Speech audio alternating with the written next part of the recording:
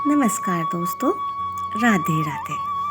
आज हम बात करेंगे घमंड और दान के बारे में कि कैसे लोग दान करते हैं, सेवा करते हैं गरीबों की, लेकिन दूसरे ही क्षण उसको इतने सारे लोगों में गा देते हैं कि भाई उनसे बड़ा दानी दुनिया में कोई नहीं है। क्यों? किसको दिखाना चाहते हैं हम ये सब चीज़ें? भगवान को या फिर लोगों को?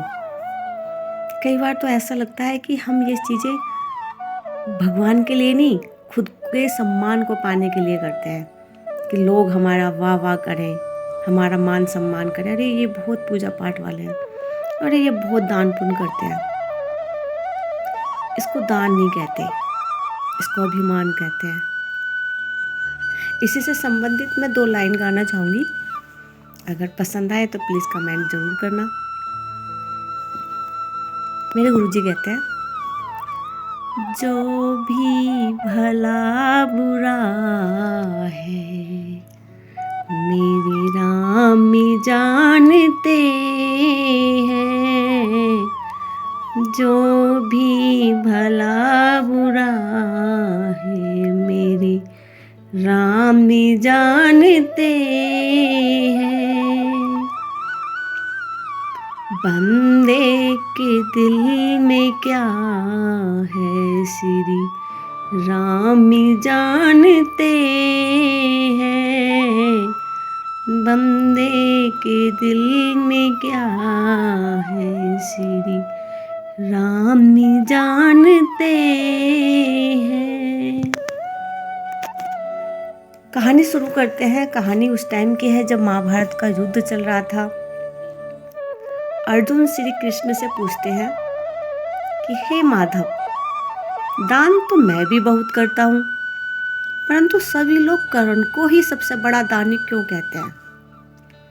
यह प्रश्न सुन श्री कृष्ण मुस्कुराए। श्री कृष्ण के पास ही स्थित 2 पहाड़ियों को सोने का बना दिया।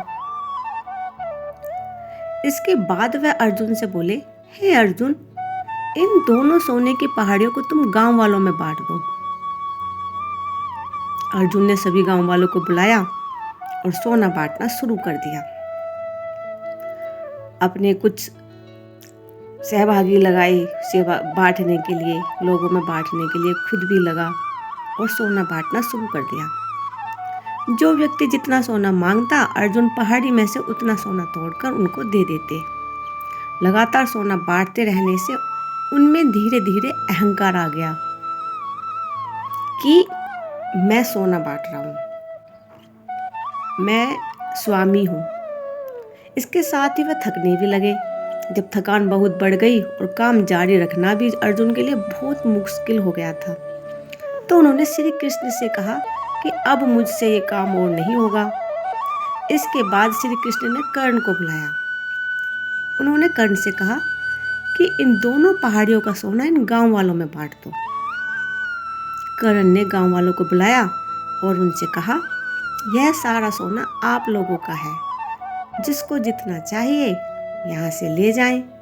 यह देख अर्जुन ने कहा, ये तो मैं भी कर सकता था, ऐसा करने का विचार मेरे मन में क्यों नहीं आया?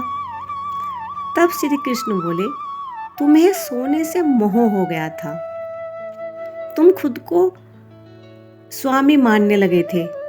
तुम खुद ये निर्णय कर रहे थे कि किस गांव वाले की कितनी ज़रूरत है।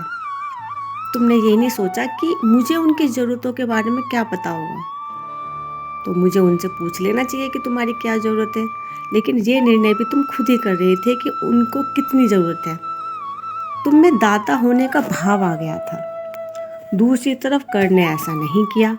वह नहीं चाहते थे कि उनके सामने कोई उनकी जय जयकार करे या उनकी प्रशंसा करे।